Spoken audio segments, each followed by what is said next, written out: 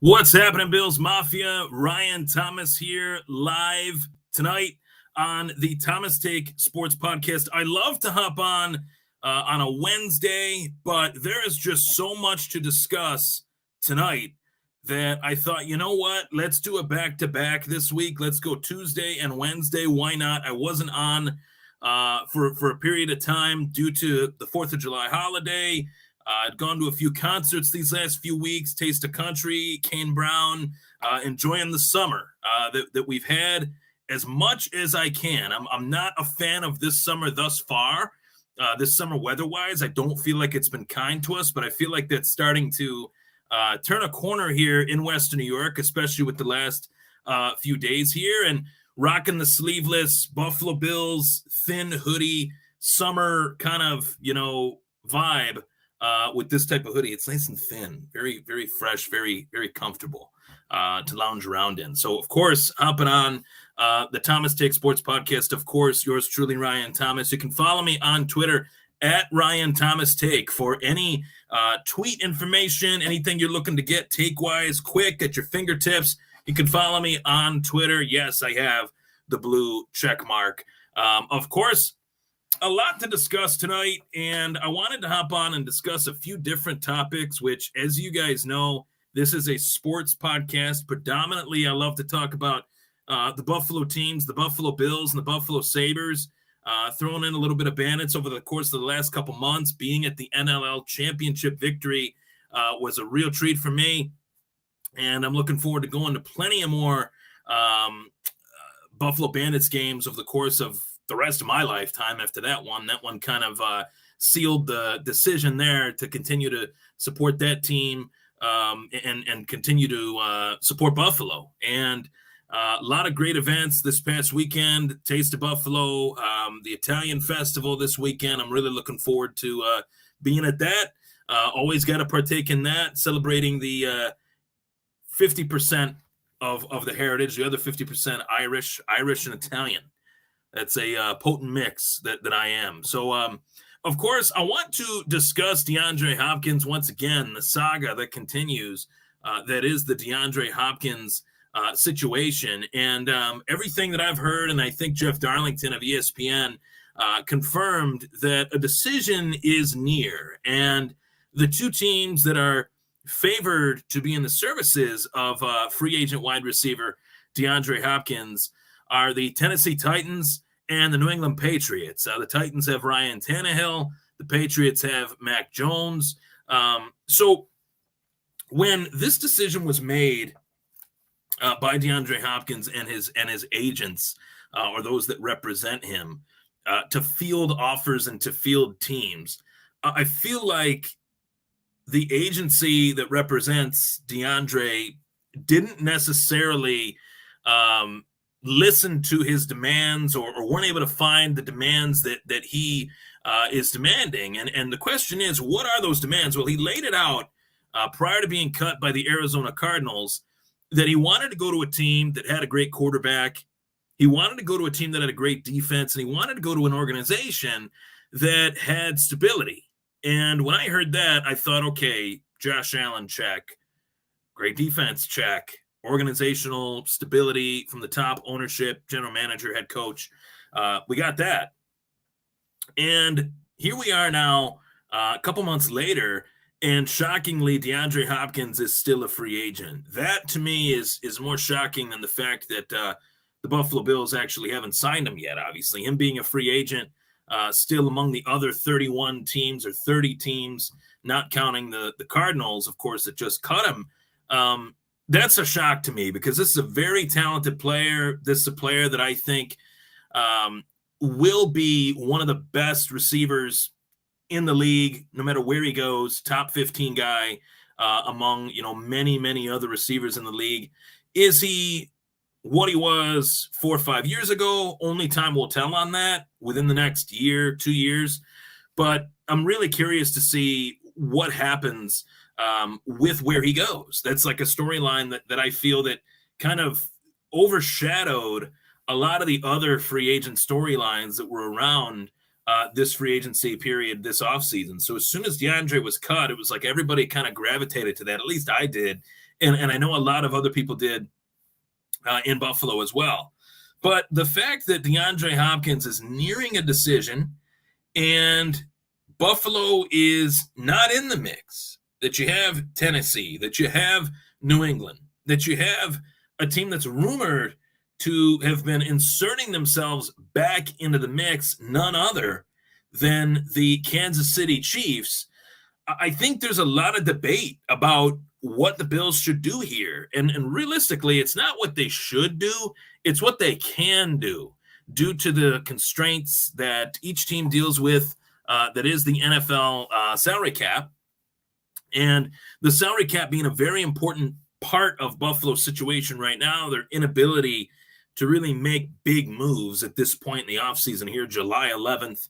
It's not every offseason that you have a player of DeAndre Hopkins' caliber that is in the free agency period this late in the offseason. So should Buffalo go out and make a move for this guy? What would they have to do that? There's a lot of things that would have to take place. More restructuring, more movement of money into next year. Is Brandon Beane willing to do that, to rent essentially a player that is not necessarily looking for a multi-year deal, but above all, once he was released from the Arizona Cardinals, I think his demands have changed.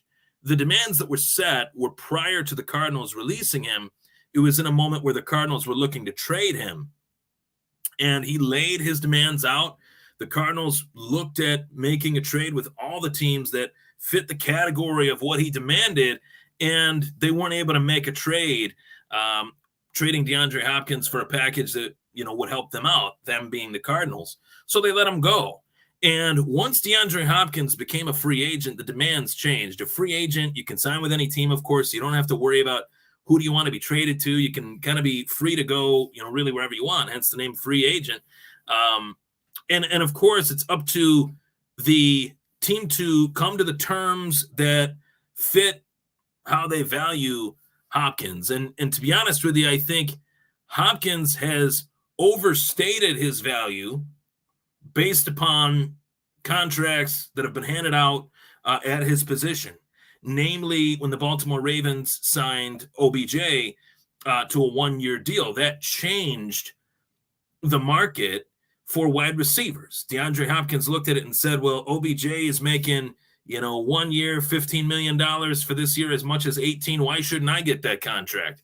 And I don't necessarily blame Hopkins for feeling that way when you're talking about OBJ, who hasn't played in 2-3 years consistently. That's a worthy statement. DeAndre Hopkins, he goes from the Texans to the Arizona Cardinals, and he's looked at as a player that has been pretty damn good despite a really bad situation in Arizona, who I believe is the worst team in the National Football League right now, and more likely than not will hold the first overall draft choice in the 2024 NFL draft. So DeAndre, now his demands have changed, and that demand as a free agent is money. The Bills are out.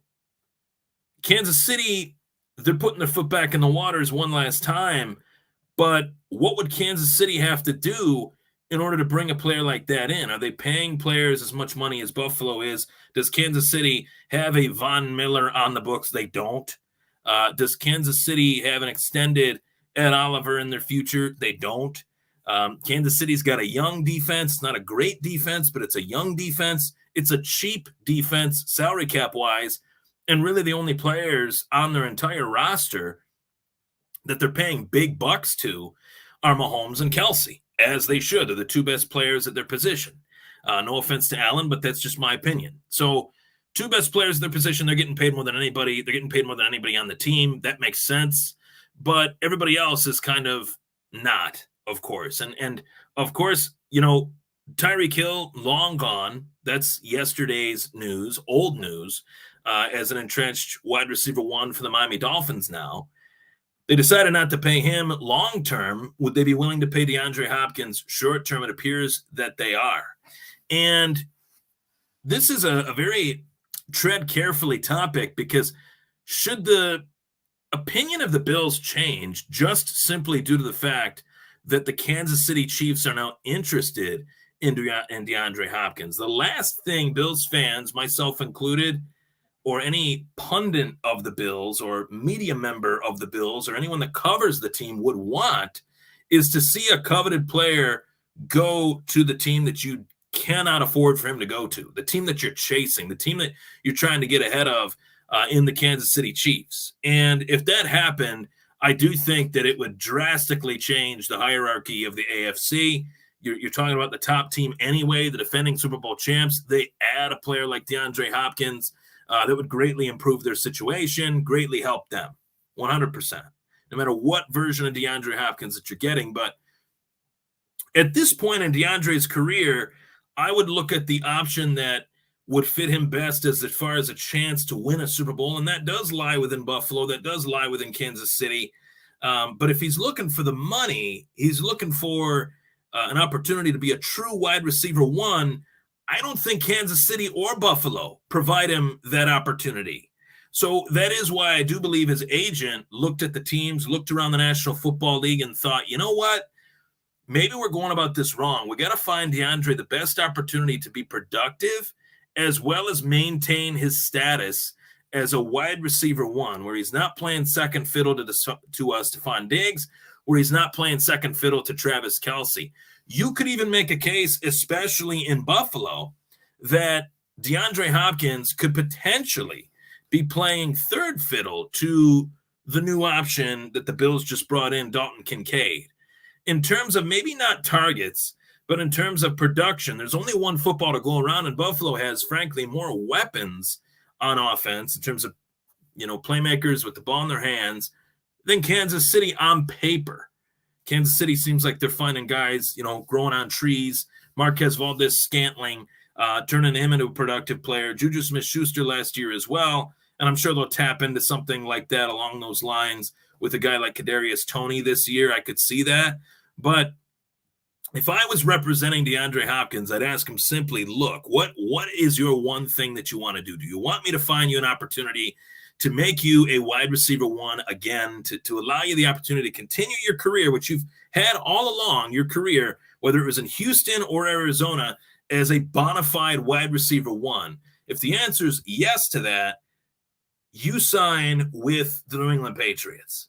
You don't go to Tennessee. You don't go to Buffalo. You don't go to Kansas City. You go to the New England Patriots. Tennessee, I think, is on the fringe of being a really bad team. I think they're in a state of transition. Derrick Henry is looked at as, close to not what he was. He's pushing that envelope each and every year. How much punishment can Derrick Henry continue to take before he just hits a wall and is completely unproductive? When is that going to happen? That question kind of hangs over the head of Derrick Henry each and every year. He pushes the boundaries, pushes the envelope of what a running back in today's NFL is and should be at his age. Power to him, pun intended, power to him, but power to him running through the defense, doing what he does best. But at the same time, this quarterback situation in Tennessee is abysmal. Ryan Tannehill, yeah, he's a serviceable type quarterback, but beyond Ryan Tannehill, they got no plan for their future. There's Will Levis, who I liked in the draft, and there's talk that Malik Willis, who was a second-round pick last year, might not even make the team. Second, third-round draft choice might not even make the team, and was lauded as one of the better project-type quarterbacks in the draft last year. And he's been so awful in camp and so awful in OTAs and so awful in the limited action that he's had that Tennessee might just let him go and get a veteran third stringer in there via free agency, somebody that started some games a few years back and go that route to help Will Levis and to be a moderately better backup than throwing in a rookie or a second-year pro.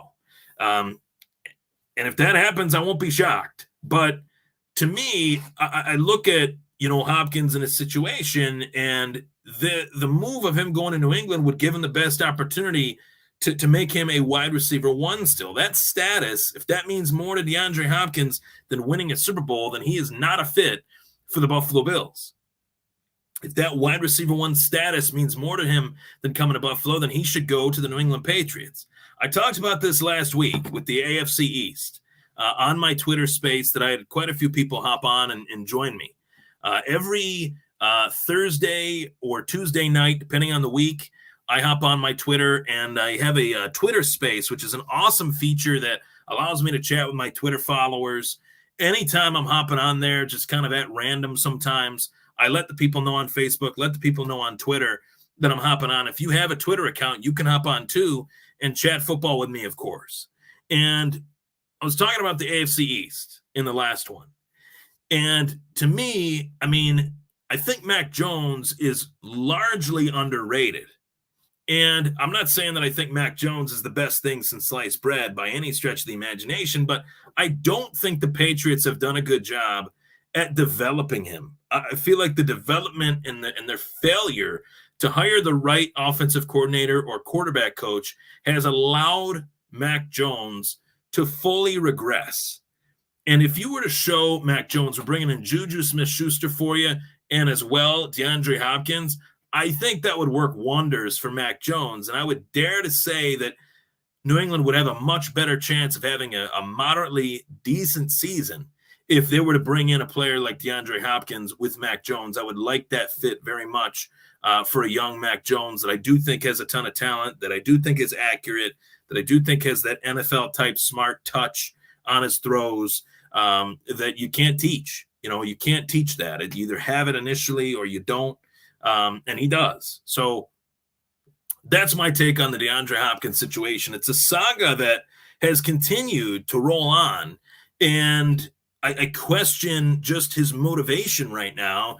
Does he want to be a wide receiver one still, or does he want to win a Super Bowl? If he wants to be a wide receiver one, go to the Patriots.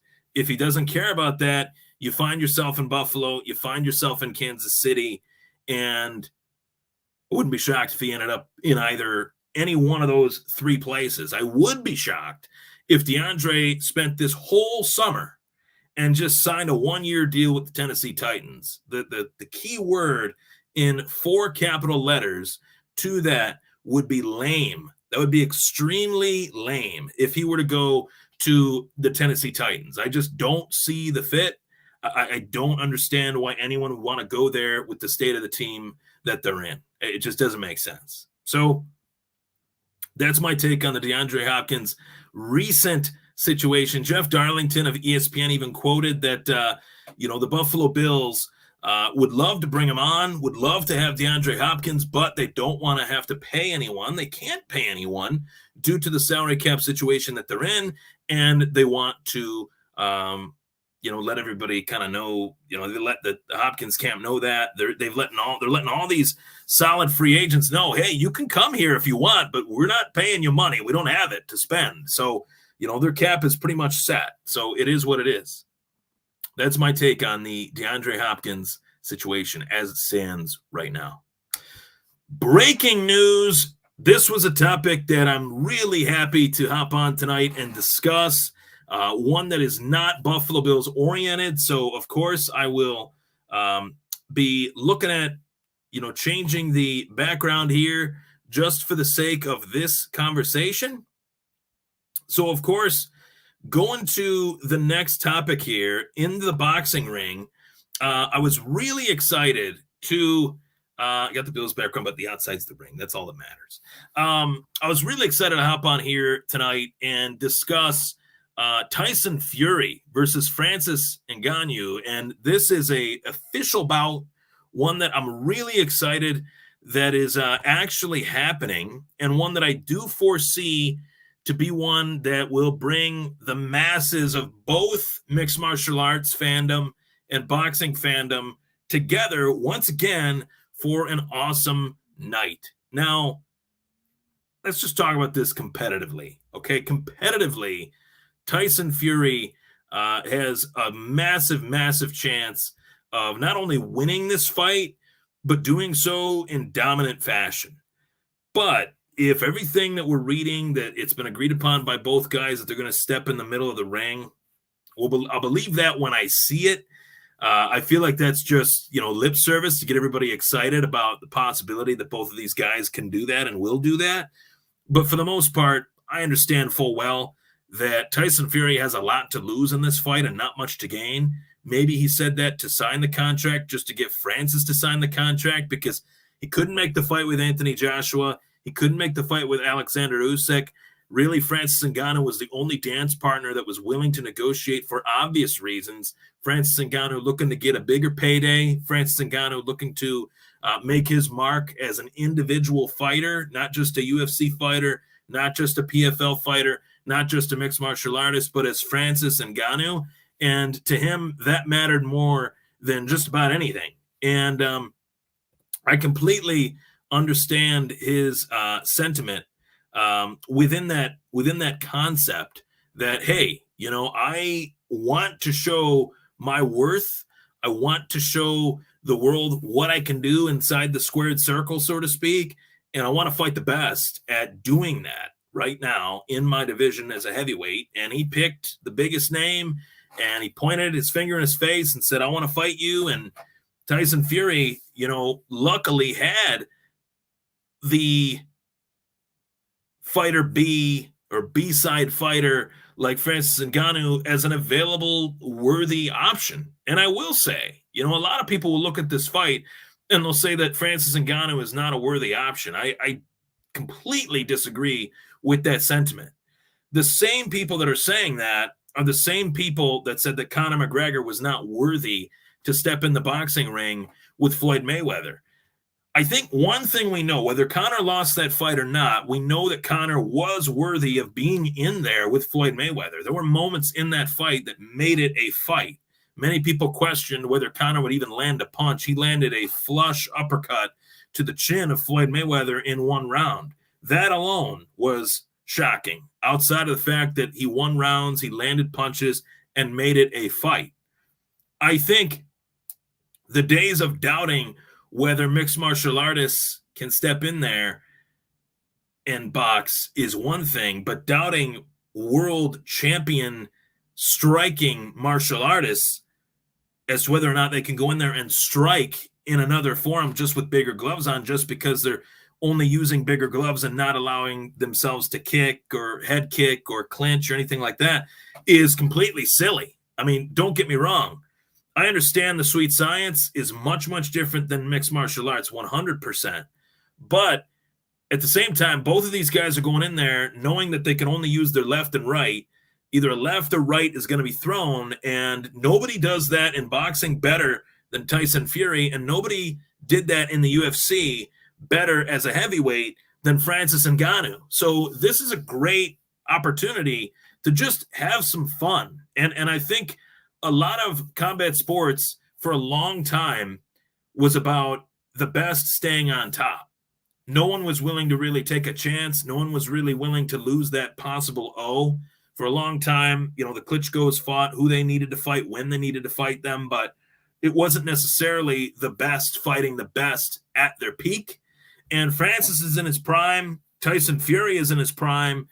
It's just that how far of a gap is there between Tyson Fury and Francis Ngannou? That's the question to me. How far of a gap is there? And obviously, I'd say that Tyson Fury's the better boxer. There's no doubt about that. But anyone that has watched any fight, whether it's boxing, whether it's out in the schoolyard, whether it's even a hockey fight on the rink, or a mixed martial arts fight, of course, in any mixed martial arts fight or any of those that I just mentioned, all it takes is one shot to land clean on the chin, and anyone can win any fight. Buster Douglas knocked out Mike Tyson. Matt Serra knocked out George St. Pierre. Chris Weidman knocked out Anderson Silva. I could go on and on over the fights that have happened. Juan Manuel Marquez knocked out Manny Pacquiao. I mean, there are so many over the course of the history of the fighting, business, the fight game, so to speak. Even Deontay Wilder knocked down Tyson Fury, and Tyson Fury was floating out of his body for about 3-4 seconds, then all of a sudden came back to life, which was one of the craziest things I've ever seen. So, this isn't anything out of the ordinary for either guy. The I guess, stepping stone or platform, rather, that this fight represents is not anything foreign to Francis. He's fought at the highest level. This power puncher, on the other hand, to Tyson Fury is not really anything crazy for Tyson Fury either, due to the fact that he's fought Deontay Wilder 3 times. So this is a fun one. I'm really excited for it, and I think that it shows that all those people that doubted whether or not Francis Ngannou could make this happen were wrong. And, I would even include myself a little bit in that, in the sense that, Francis, I didn't doubt whether he could make it happen. I just wanted the John Jones fight more, so much more that I thought that was more of a realistic fight to get while he was in the UFC as the UFC champion, and we didn't get it. And there were reasons on Jones's end why that didn't happen as well that everyone's willing to forget for some reason. But this fight, I thought, was second best. And this fight ended up being first best because the UFC wouldn't give Francis the money he wanted. He wouldn't give him the particulars that he wanted. And the PFL did. And the PFL, power to him, they made an investment in Francis while understanding that ultimately this is what he wanted first and foremost. They gave him the opportunity to do that. And now Francis is going to fight Tyson Fury. And this is really a great thing for Francis. And it's a great thing for Tyson Fury because Tyson Fury wants to fight. But I think there is a little bit of jockeying for position right now. I think this fight does put a little bit of a stain on boxing temporarily because it shows that Anthony Joshua wants no part of Tyson Fury. And Tyson Fury might not want to kick the can down the road of fighting Anthony Joshua, who's already a tainted name in the sport due to the losses that he's accrued over the last 3-4 years.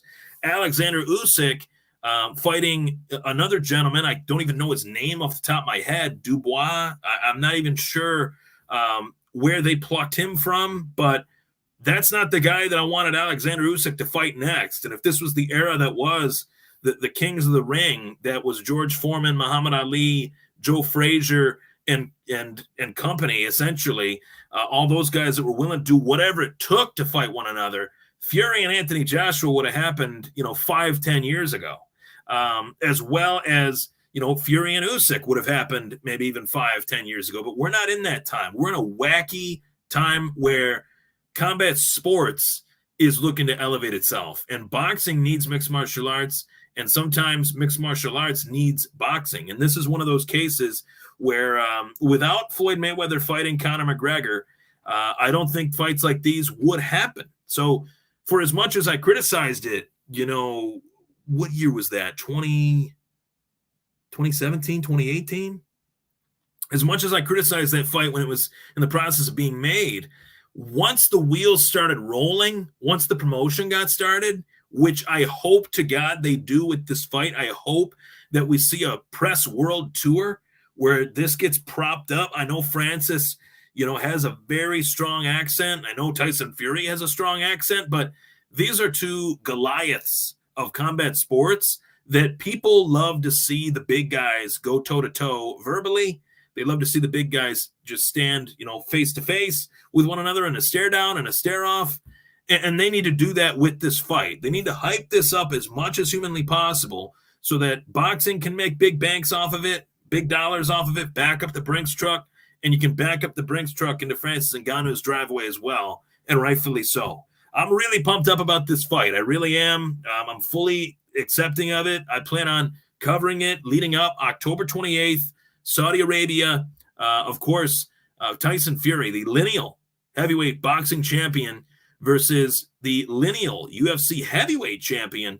Francis Ngannou never lost his UFC title, only was forced to vacate it due to a contract dispute. And, man, I'm really pumped for this. Really excited. So, of course, I hope you guys enjoyed the show tonight. I'm Ryan Thomas. Let's go Buffalo. And, of course, I'll be back on the podcast to recap UFC 290 tomorrow night. My thoughts on all things that went down this past Saturday. Alexander Volkanovski retains. Pantoja defeats Moreno. Dan Hooker, split decision victory. So much to discuss. Robert Whittaker takes the L to Dricus du Plessis. I cannot wait for my recap of UFC 290 that's coming up tomorrow night. Stay tuned, and thanks for tuning in.